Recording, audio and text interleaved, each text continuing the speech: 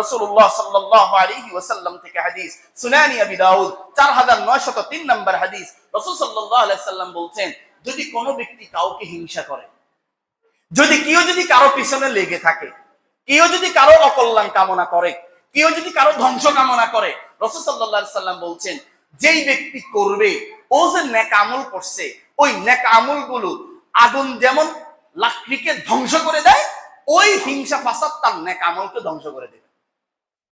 হায় হায়, ও ভাই, এমনিতে তো নেক আমল করি না, কবে কোরআন, অনেক ভাই আছে কবে কোরআন তেলাওয়াত করছি মনে নাই, অনেক ভাই আছে ওই যে রমজান মাসে কোরআন একটু তেলাওয়াত করছি আর কোরআন মাজিদ ধরেও দেখিনি, অনেক ভাই আছে। আবার অনেক ভাই আছে নিয়মিত কোরআন তেলাওয়াত করে, অনেক ভাই আছে ওই যে রমজান মাসে 2-4 রাকাত নফল নামাজ পড়ছি, আজ 3 মাস চলে গেছে এখন পর্যন্ত 1 রাকাত নফল নামাজ পড়িনি। আবার অনেক ভাই আছে শুধু 5 ওয়াক্ত সালাত আদায় করি, আবার অনেকে আছে 5 ওয়াক্ত নামাজও পড়ি না, শুধু শুক্রবারে এসে কোন রকম সবার শেষে আসবো, 2 রাকাত পড়বো, সকলের আগে চলে যাব, কারণ মসজিদে আসলে বেশি গরম লাগে আমাদের কাছে। আল্লাহু আকবার। তারপরে এই আমলটা যে করলাম, কতটুকু কবুল হয়েছে, কতটুকু কবুল হয় না, এটা তো আর জানি না।